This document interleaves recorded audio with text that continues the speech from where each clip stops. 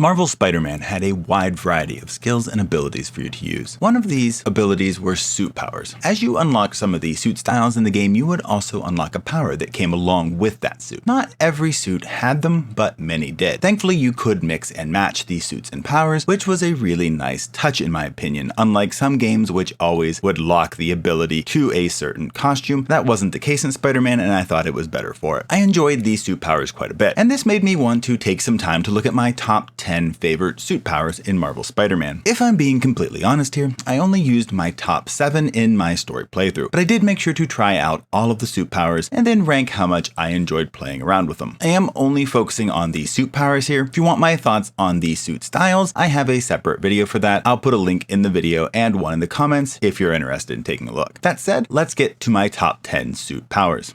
At number 10, I have Rock Out. This suit power comes with the Spider-Punk suit style, and this power lets you channel your inner rock star and send enemies flying into the air and then blasting them backwards as you hit a true power chord. It's kind of like a super-powered concussive blast gadget that works all the way around you. It's useful for clearing out groups if they surround you or blasting people off of rooftops. Can't have your adoring fans get too close to the rock star after all.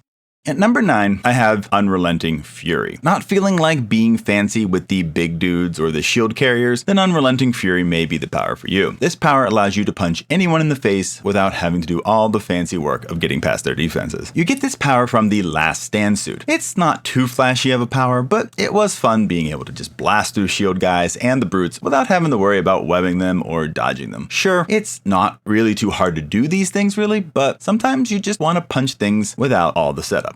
At number 8, I have Equalizer. With great power comes great risk.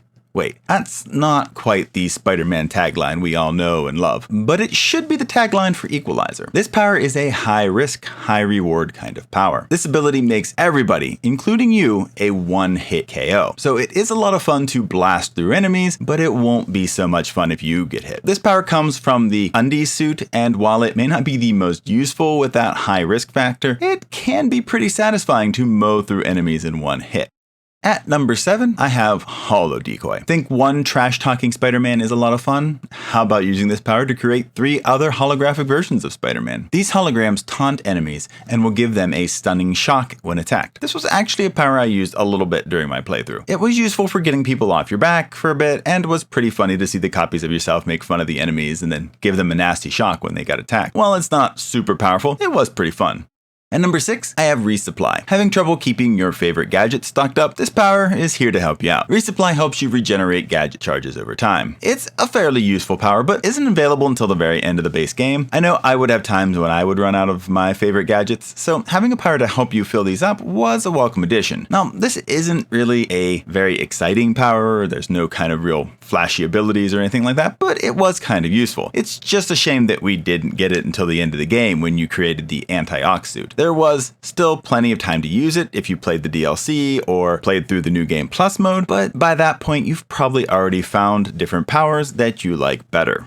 At number 5, I put Spider Bro. Did you like the Spider Drone gadget, but thought they lacked a little bit in terms of power? Well, Spider Bro has your back. Spider Bro is a more powerful drone that will attack enemies around you with bolts of electricity. This is a helpful power to get the electrical milestones on some crimes or bases. This power is associated with the Stark suit, and I really like the extra firepower that this ability brought to the table. I used this a bit for some of the electric challenges, at least until I locked a better electrical power, and that power happens to be the next one on the list.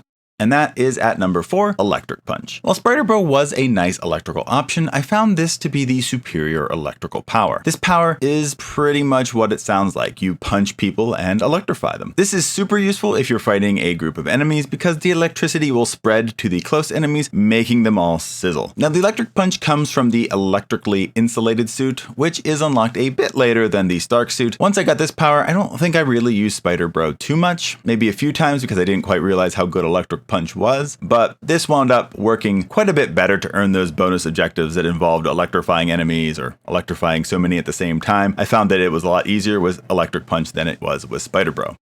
And number 3, I have Battle Focus. Finishers were moves that allowed you to take out enemies if you had enough bars of focus. Normal enemies would only take 1 bar, while brutes and other special enemies would require 2 bars to take out. A Battle Focus allowed your focus to regenerate rapidly. I used this particularly for extra objectives that required you to use so many finishers in a battle. Since finishers would immediately knock out the enemies you used them on, this was also a great power to take out a number of enemies fairly quickly and thin out the numbers. You also get this power fairly early on in the game when you get the advanced suit, which is like your first new suit that you get in the game. And the power is pretty useful for a lot of it. Getting extra finishers is always a nice ability. And number 2, I have Quad Damage. I tend toward offense-based powers over other ones if you haven't noticed that yet. Here is one of the most power-based abilities that doesn't have a significant drawback like Equalizer. Quad Damage boosts attack power significantly. I'm not sure if it's actually 4 times the power or not. It doesn't seem like it to me, but I don't kind of know really how to crunch those numbers exactly, but it doesn't seem like it is. But you are quite a bit stronger as you're punching enemies' lights out with this ability. The Quad Damage power is unlocked with the Fear Itself suit and is definitely a fun one if you like to get some extra power behind your punches. As good as it is, there is still one power that is better than it in my opinion.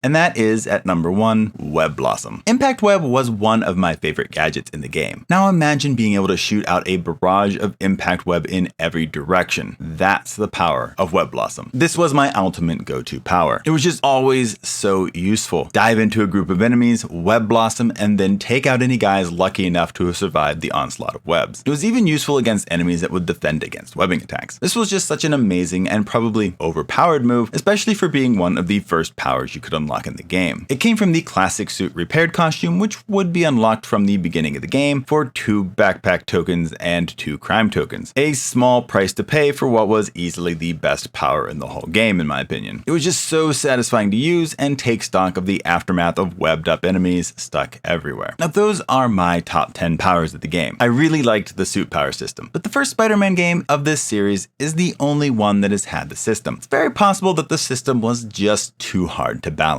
Web Blossom and Battle Focus were available very early on, pretty much right from when the suit system was introduced. When you look at the top 5, only Quad Damage requires you to be over level 20. So there are so many good powers available in the first half of the game that it makes the others not all that necessary. Plus, many just aren't nearly as good. So while I do kind of miss the system, I understand why it may not be around any longer. Did you enjoy the suit power system? What were some of your favorite powers? Were there ones that made your top 10 that didn't make mine? Let me know in the comments. It's always fun to hear other people's perspectives and how their different styles of playing made them like different things. But that's all for this list though, so we'll see you in the next video.